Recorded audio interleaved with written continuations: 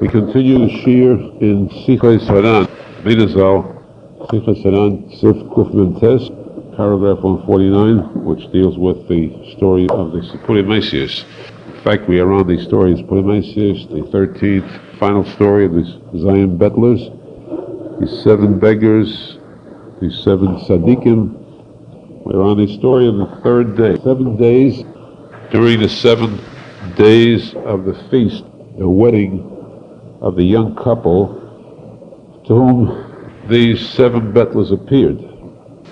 The story, the synopsis of the story until now, a brief synopsis of the story has begun. 2 children who were lost in the forest and who were saved by a succession of 7 beggars who gave them food. These 7 beggars all seemingly had physical defects.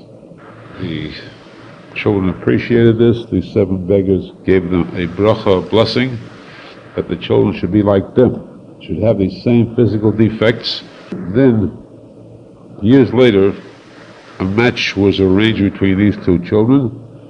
And at the wedding, the 7 days of feast, the children displayed a very strong yearning, craving to be able to be privileged to see these 7 bettlers again. Each day of these 7 days of the feast, one of these 7 bettlers appeared. The first day, the blind bettler appeared, gave them the bracha, materialized the bracha by giving them as a gift his power. His power was living a very long life, a truly long life. The second bettler, the deaf one, appeared on the 2nd day and gave them his power of living a very good life. We now come to the story of the 3rd bettler. On the 3rd day, as mentioned, the young couple cried with a strong yearning and desire to see the 3rd bettler. Because of the fact that they craved it so much, they cried so hard, they were zecher to this kedusha of seeing this great tzadik. Again, we mentioned the fact that these 7 tzadikim actually were the compilation of these 7 sfidas. All 7 combined into one tzadik emes. And each sfida, each midah, each characteristic, he showed each time, he came in a different form each time. The 3rd day, the midah of Tefedes. So this 3rd bettler appeared suddenly. And he said to them, this 3rd bettler's defect was that he had difficulty in speech. So it seemed. He stammered, he could not speak coherently. He came, he told them, I am here. And he fell upon them, he kissed them, and hugged them. He showed a close, deep ahava, which is the true character of a tzadik emes. Tzadik emes never shows a haughtiness, chas v'sholom, or a remoteness.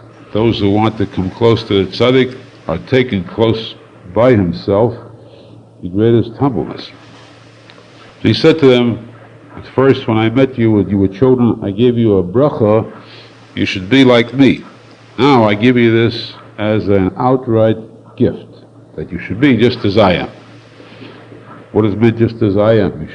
You have difficulty in speech. He said, but you think. It seems that I have difficulty in speech. Truth is, I have no difficulty at all, whatsoever. My speech is more clear, more coherent, more pure than any other person out in existence. It is only, why does it appear that I have difficulty in speech? Because I consider the speech, the words that are spoken in the world, those that have no bearing on Kedusha, those words that are not direct praise to Hashem, they are not complete. They're only half words. And therefore, it seems that I have difficulty in speech because I ignore those kind of words. I refuse to take any part in words that are not direct praise to Hashem. Therefore, it seems that I lack completeness, perfection in speech. Truth is, I have no difficulty with speech whatsoever. To the contrary, I am a marvelous speaker. In fact, I know how to eloquently give forth with the most beautiful songs, nigunim, and unusual type of combination of words, to the point, to the extent, where there is no person on earth who would not have the strongest desire to hear me, to listen to me. And I know, too, that through these special songs, combinations of words and songs, there are contained in them every type of wisdom in the world, which means that I possess every kind of wisdom that exists. Again, of course, this was not Chas v'Shalom said with pride or with conceit. This was said as a simple matter-of-fact statement. And he continued, I have the confirmation about this fact from that certain person, that certain very great person who is known as the true Ish Chesed, true person, tzadik of great kindness. It's a very famous Ish Chesed, or the Ish Chesed, the tzadik of chesed, of kindness, of goodness. That great Ish Chesed, that true Ish Chesed, he will testify to the fact that I have this unusual ability. There's an entire story behind this, he said. He continued on telling the story.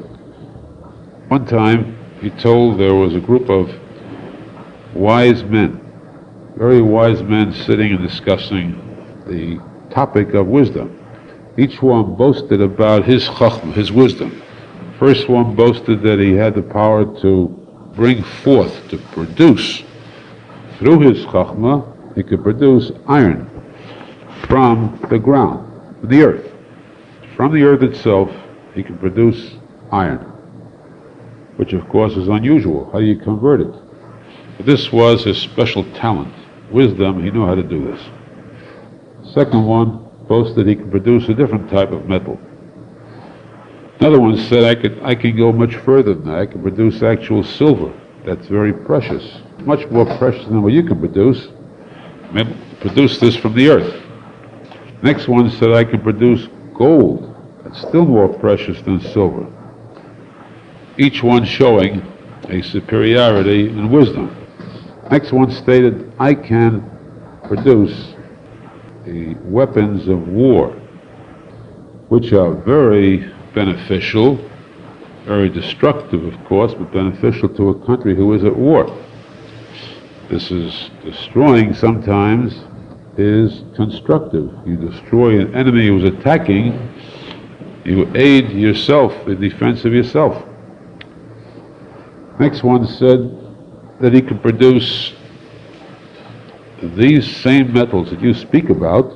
He said, I can produce these metals not from the earth, but from other things. Actually convert one type of item to a different one. This takes much greater, deeper wisdom.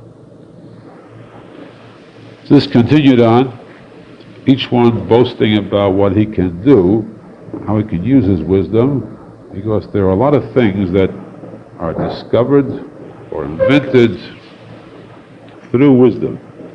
Gunpowder, for example, Arizal brings an example. Other things that, too, require wisdom, require scientific knowledge and wisdom. Each one made these statements about his great chachma. Finally, one of them spoke up and said, I am wiser than all of you. Everything you boasted you can accomplish is nothing compared to my wisdom, the extent of my wisdom. Because I am as wise as the day.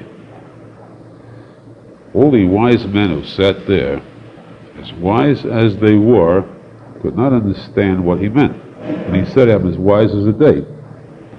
And he said to them, I'll explain. All the wisdom that you speak about, every one of this type of accomplishment, wisdom, if you gather all those together, put them all together, they're equals to a certain element of time. So that all of yours combined may be only one single hour of time, equal to 1 hour of time, even though each wisdom itself is taken from a different origin. a different time origin. For example, when Hashem created the world, on each one of the 6 days of creation, there was created this certain type of wisdom or a certain type of element on that day. The wisdom required is to select these different elements, combine them, and make it into a compound. You take something from a certain time of day, one of the days, one of those elements, combine it with the element created on a different day, and take a few of those, combine them, you have the compound which will produce iron, for example, or a different type of invention, different type of knowledge. But all these chachmas, these wisdom, are taken from the day in which there was this creation, in which there was this combination. So that if we take all the wisdoms you speak about, this last wise man said, they could amount to only one single hour, a total of 1 hour taken from all of creation, the time of the 6 days. But I, he said, I am as wise as a complete day. This was all the statement of the last Chacham. This is still a story being told by this Bettler who stammered. Now the Bettler said, he added, I was there, too. And I spoke up, and I said to this last wise man, I asked him, as which day? You claim that you are wise as a complete day. My question is, you are as wise as which day? This last Chacham paused in shock, in surprise, and said to all the wise men, this Bettler, this stammerer, is wiser than I am. Because he asked me, as which day, I am as wise as which day. That question proves he's wiser than I am. However, my answer to his question is, I am as wise as any day that you wish. Now, this last Chacham said, the one who answered the stammerer's question, the Bettler's question. Now, of course, you may all ask, if my answer is as wise as any day, how come that this Bettler is still wiser than I am? Why doesn't this prove that I am wiser than him, since my reply is I'm as wise as any day he wishes? The answer is, there is a story behind this. He said, I will tell you the story.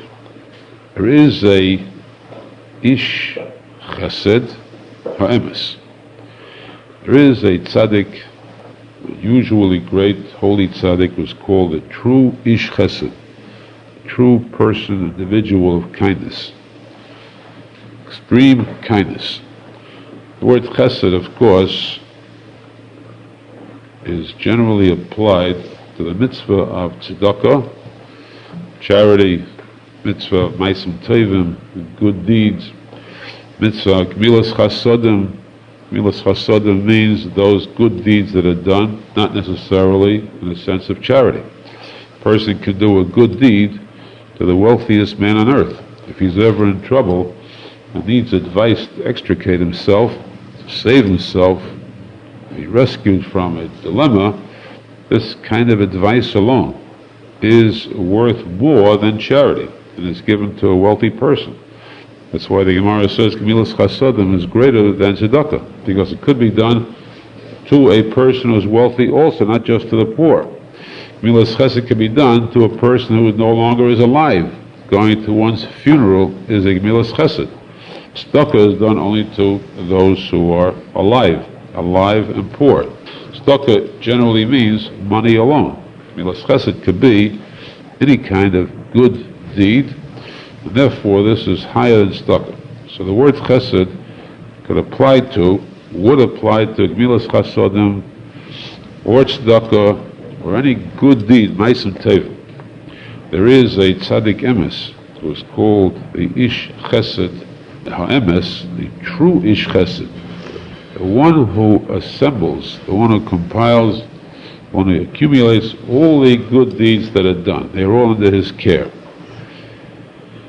Now, this Kvad Peh, this bettler, we speak now about the bettler. We know that the word the bettler in this case is speaking only about the bettler who was a Kvad Peh, who stammered, who seemed to have difficulty in speech, but whose speech, as we said, was perfect. This bettler, he said, is the one that goes around and gathers of the chesed, the chasodim, the true chasodim that are done throughout the world, and he brings these chasodim, to this true ish chesed, this tzadik emes, who is called a true ish chesed. Through this fact that these chasodim are brought to this tzadik, through this fact there are created the days, the hours, the time. Time itself is created. The fact that these chasodim are brought to this true tzaddik, this tzaddik shel chesed, ish chesed emes, the tzaddik of chesed, through this the days and time is created.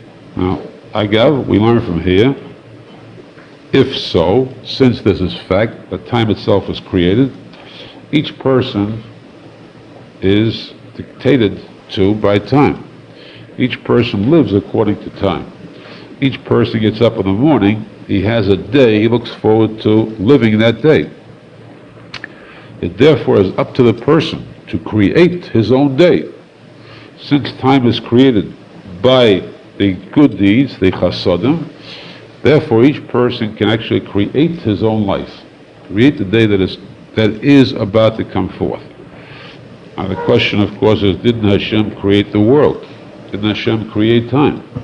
The answer is Hashem created the 6 days, the 7th day, the Shabbos, and then la'asais, Ashabora elikim la'asais.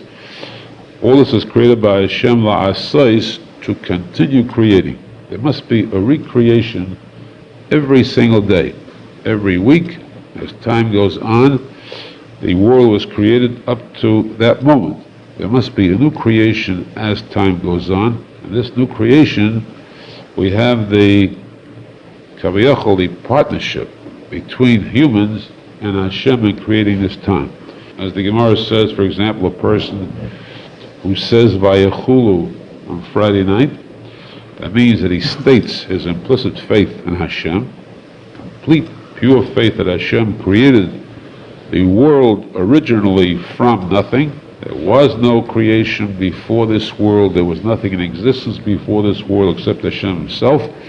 There were no prehistoric ages or eras. This world prior to 5,738 years ago did not exist. There was nothing in existence, no dinosaurs of any kind, none of the elements that exist. There was absolutely ayin, nothing except Hashem himself. That person who makes that statement on Friday night with true faith, that person becomes a partner with Hashem for the creation of the new week, the new creation after Shabbos. So we see there too many ways in which a person can actually create time, create the world, or at least to sustain the world, keep it going. Here we see the fact that by doing mitzvahs, chasodim, this is what creates time. Time must be constantly created, and now we come to the general statement that this bettler is the one who assembles or gathers up all the good deeds, all the chasodim shel emes. He brings it to this tzadik emes of chesed, and with this, a day is created. Now, to continue, he said, to elaborate more on this, there exists a mountain, a special mountain. On top of that mountain stands a large rock. And from that rock there comes forth a stream of water. That's on the mountain, the rock from which comes forth a stream of water. Secondly, every item that has life contains a heart. The heart is the center, the core of life. Every living thing, whether it is human, animal life, bird life, fish life, every item has a heart, and that heart is the center, the very center of this organism that keeps it alive. Now, the fact is that the entire world, the whole world itself, is an organism too. The world itself is a complete organism with a face, with hands, legs, different parts of the body. And this whole world has a heart too. There is such a thing as the heart of the world. But this heart of the world has such deep, heartfelt emotion to it, in it, contains so much emotion, which means that there is a person who is soft-hearted, there's a person who is hard-hearted. There's a lev ha'evan, like a heart of stone, a person who has no feelings. There's one who has deep feelings, very deep, very considerate, very emotional, one who feels in his heart a compassion for everything that needs help. So the world itself, the heart of the world, is so deep in emotion, so soft in this respect, that there is more heart to it, more feeling to it, to the tip of this heart. To the heart itself, of course, too, has a whole form. The heart itself of the world is in the shape of an organism too, as we said, with a face, hands, feet, and so on. And the nail on the foot of this heart, the part of the heart which is considered comparable to the nail of the foot, which means the least feeling item that exists, but since it is part of this heart of the world, has more feeling and more depth than any other heart that exists. This is the softness and feeling of this special heart, the heart of the world. Now, combine these two, on the mountain, this stone, the well, stands at one point, extreme side of the world. The heart of the world stands at the other end of the world. They are an entire world apart. This heart stands facing this well and stands there with a powerful yearning, a desire to get to reach this well. The heart has a strong yearning desire to reach this well. The well itself is a symbol. What is this well that flows from this rock on this mountain? This is the symbol of the origin of all the good, well. Arizal says this is the good nekudas tevas, the good points that are contained in each person, everybody. Arizal brings that everybody in the world has a nekuda teva. Nekuda teva, a good point, a good characteristic, a good quality that others do not have. You can have an ordinary, simple person who might have a good quality that is so pure, in this respect, in his respect, better than a great tzadik. A great tzadik is one who is good in everything, but he might not excel extremely in one certain point. There could be one person who, in that one respect, excels. Now, there might be a person, let's say, who would go out of his way to help others. He'd go out in the middle of the night to see if he can find somebody, some wayfarer, some wanderer, somebody who's hurt. A big tzaddik might not go that far, to that extent. Or there could be a person who says Tillim throughout the entire night, or all day long. This big tzaddik might not spend all that time on it. Each person does possess a certain good quality that others do not have. Therefore, the Arizal says each person should come close, become friendly with, join together with others so that they can share their good nekudas. Each one should learn from the other his good nekudas. There is, however, an origin, a shaydish for all these good nekudas, And that is that Shadish, that origin is this well, represented by this well in the story. So that the heart of the world, which means actually the heart of each person in the world, yearns truly, heart is speaking about the heart of the soul in that person, yearns for that well from which she can derive these good nikudas, these good points. So now, I continue on as saying that the yearning of this heart is so great that it cries out to reach this well. The well, too, has a strong desire for the heart of the world. However, this heart has two items from which it suffers. Two items that weaken it, make it very weak. One is the fact that the sun continually pursues, harasses this heart, and the burning rays of the sun seek to destroy the heart. So that the heart suffers because the heart is constantly exposed to the sun, the rays of the sun, and this is one of the items that make the heart suffer and weaken the heart very much. The second item that weakens the heart is the fact that the strong craving desire takes a lot of energy and strength from the heart itself. The constant yearning, where the part of its own self is given out, emanates through this yearning and crying for this well. In fact, it stands before the well with a strong cry and desire. These are the two things that weaken the heart. And when the heart must at times rest a little to sustain itself, to get back some strength, then there comes a large bird, spreads its wings over this heart, protects it from the sun. Then during that short period of time, the heart has a rest, a slight rest, and it rejuvenates its powers.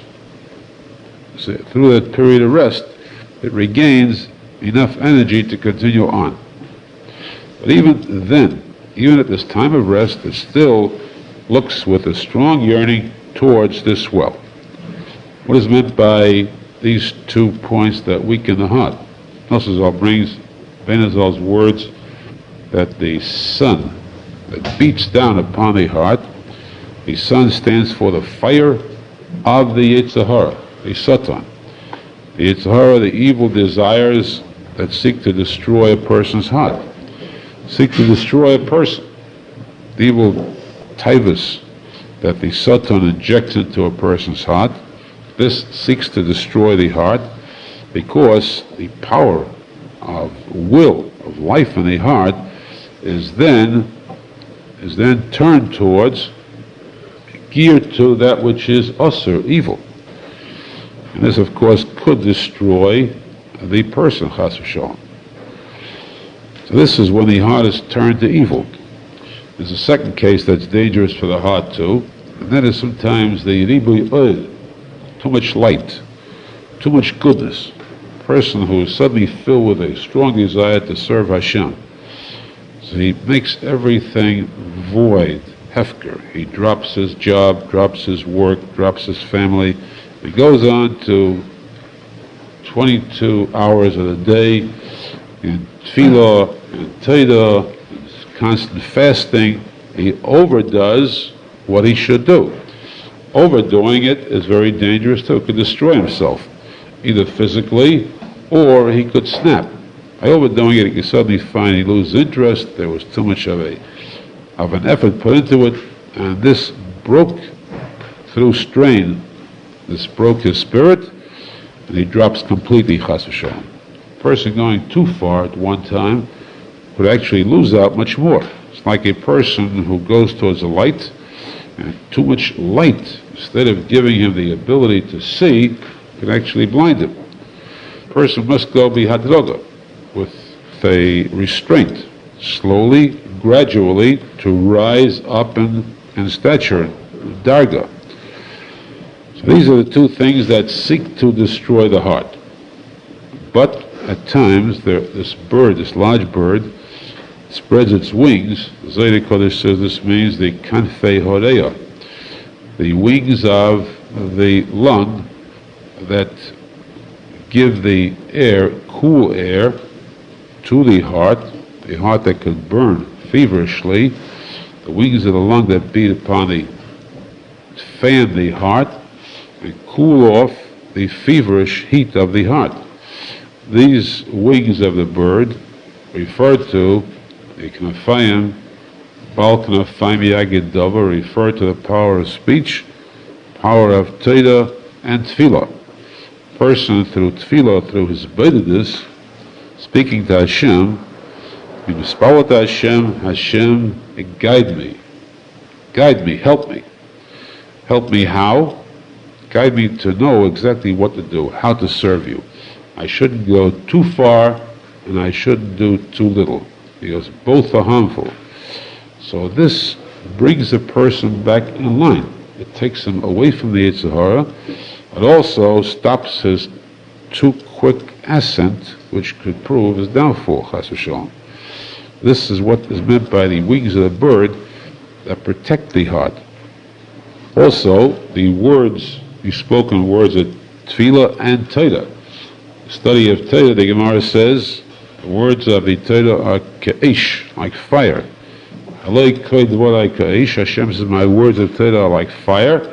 And the study of these words of Torah, fire, will in turn combat a fire of desire, of passion injected to a person by the Yetzer Hara.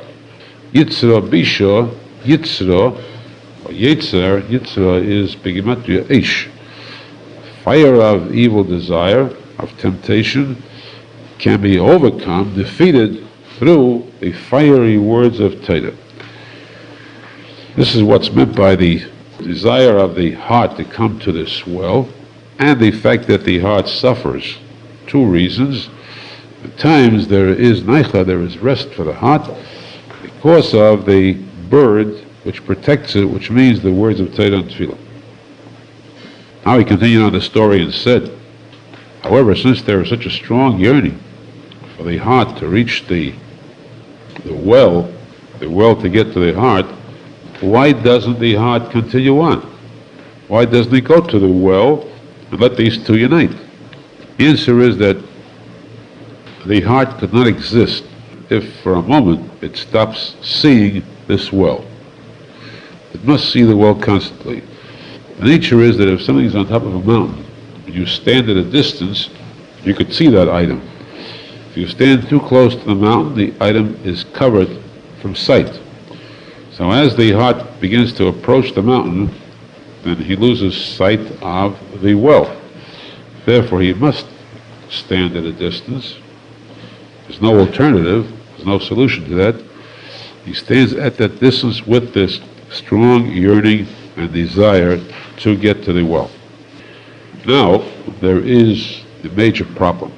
The problem is that this well has no time. There's no time at all for this well. It has no time of its own. And in order to exist in this world, everything requires time. You cannot exist here without time, because the whole world is based upon the concept of time. Time, of course, in essence, is something material. Spiritually, there is no time. In heaven, there is no such thing as time. Heaven is above, it's called Malam and Azman, above the concept of time, and that is why, as Zohar Kodesh says, a person, when he dies, comes to heaven, he does not age. He could go through his whole process, trial in court, reliving his entire 70 years of life in a span of less than 1 second, yet he has actually gone through this entire 70 years. Arizal says the wiser a person is, the more he understands that time is nothing. Until you get to the point of Malam and Azman completely, above the concept of time, where time plays no role at all. So time is relative. It's only in this physical world where time plays any role. But despite that, it is impossible to be part of this world unless you are part of time. This well has no time of its own because this well is spiritual. How could this well exist in this world?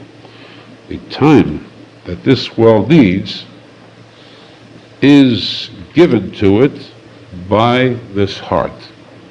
The heart gives this well a gift of one day. Each day the heart gives the well a gift of one day, and that is how the well exists for another day. At the end of that day, there's no time left for the well. The well is about to cease to exist. It would leave this world, and if the well would leave, the heart cannot live without that well. The yearning for that well is so strong that if the well would disappear, the heart too would pass away. So when it gets close to the end of the day, as the day draws to a close, they begin to speak to each other, the heart and the well, begin to bid farewell to each other through special songs of deep feeling, deep emotional songs, a strong ahava and yearning, and the very tragic sense, sad sense of bidding farewell. Because once the well would leave, the well would be gone. With the well gone, the heart could not continue to live, so the heart too would become nostalgic, would pass away. Therefore, this sadness. Now, this Ish Chesed Emes, this great tzadik of Chesed, is the one that supervises this. He watches over this, and when the day draws to a close, this Ish Chesed, this great tzadik of Chesed, then brings time. We recall we said before that time is created through these good deeds of Chesed. This Ish Chesed who has all these, he's the master of all these good deeds, through which time is created, has a new day created through these good deeds. He brings this day to the heart. The heart then gives this day to the well. There is another day for the well to exist. And this whole relationship between the heart and the well for another day. When the tzaddik brings this day to the heart, to give it to him, he brings it with all of the beauty of songs and the gunim, the beautiful wordings, prose, poetry, all these kinds of combinations of special words, tunes, with which the time is created. Because there are different types of tunes, different types of poetry, different types of days, create different kinds of days. There is a Sunday created, there is a Monday, there is a special day, a holiday, the Shchedish, holidays. So that each different day that is created comes with its different forms of tunes. All this time is brought by, compiled by this Ish Chesed. And of course, this means then, in essence, simply that the Ish Chesed is the one that gathers this time, gives it to the heart, in turn to the world. This keeps the world alive. The world cannot exist without the heart of the world. Now, the Bettler we're speaking about, since he is the one that knows all these tunes, he is the one that gives this time, or these chasadim, to the Ish Chesed. Bettler is the one that goes around collecting these chasadim, bringing it to the Ish Chesed, through which time is created. Therefore, finally, this last Chacham who said, I am as wise as the day, said this Bettler is wiser than I am, because I am as wise as any day that's true. But whatever day I'm as wise at, that was created by this Bettler, who is the one that gathers the chasadim which create that day. Now, the lesson, the Moshe Feinstein says, is a very important lesson here for us to understand. We say that the day is about to end, the heart is about to pass away, the well is about to depart, there must be creation of a new day. We're speaking about the end of a day. which is why we find that the time between Mincha and Maariv, the end of a day, is most important. According to the Arizal, it's a time of great din, great judgment. It's a moment of judgment, a time when there has to be created anew the next day. And that's why a person should strive so hard then to daven with kavanah, this time of din. That's why we find, for example, the holiest time on Shabbos. Shabbos Kodesh, which is the holiest day, in itself, the most sacred moment of Shabbos is towards the end of the Shabbos, which is called the Raiva Deraiva, Rotzen Shebetzonis, the time when, towards the end, when Moshe Rabbeinu, Yosef HaTzadik, David HaMelech were all nostalgic. All three, Moshe, Yosef, David, the Gematria Tefillah. Time when you have this Tefillah, these Shilos, Tishbochos. What are these special songs and poetry? That's the Tefillos. These Tefillos that themselves come with time. They create the time. So that's why at that time, it is the most sacred moment, the most awesome moment of the Shabbos Kodesh itself.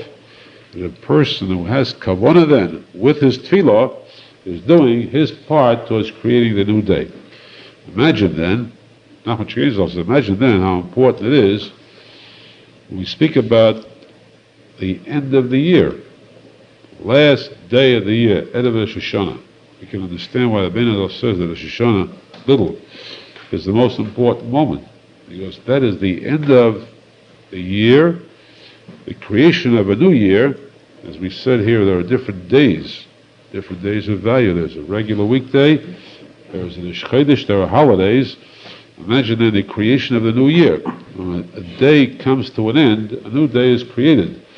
The last day of the year comes to an end, Erev Rosh Hashanah, there is the creation of a new day, which means the new year.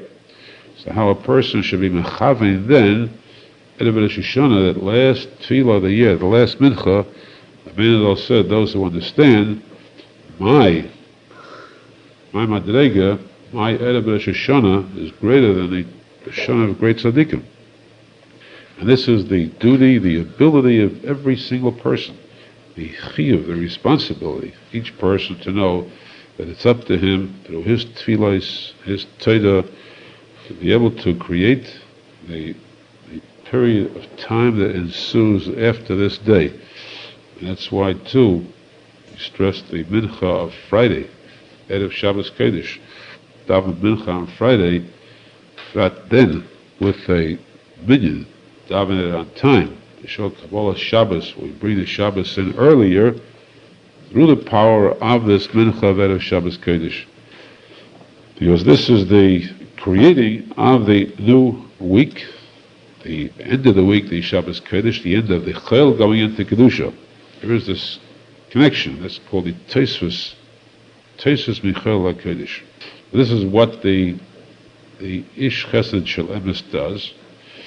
He takes these Chasodim, which are the creators of time, which create a new day. He takes this day created by these Chasodim, gives them to the heart in turn gives it to the well, and that way the world can exist for another day. Of course, this means keeping the world going. The world cannot exist without Torah and Tefillah, which create time. Now, this Betler, this Kavad Peh, is the one that goes around, collects these Chasodim, which means that these Chasodim, good deeds that create time, that's Torah, Tefillah, Meisim Tovim, have no bearing whatsoever upon, have no relationship with any words that are spoken that are not Kedusha. Therefore, since the normal words of the world are words that are not holy, that are Dvarim B'Telem, worthless words, that's why it seems that he stammers. He cannot speak because he has no connection with those words at all. In truth, though, he knows the most beautiful songs and poetry, because all of the Chasodim come with these songs and nigunim, of which he is the master of all. Now he said to this couple, before when I met you, I said to you, I bless you to be as I am. I now give you this power as a complete gift. You should be just as I am. And so this brought about a tremendous celebration, very deep, happy feeling between this couple and among all those assembled, and there was a great rejoicing. This was the story of the third Betel. We come to the story of the fourth Betel on the fourth day, which we'll take up the next time. Again, to keep in mind that we're speaking about the tzadik emes, the one that told the story. Arizal is the one that knows about these tzadikim because he himself is the one that is composed of all these midas, sfidas.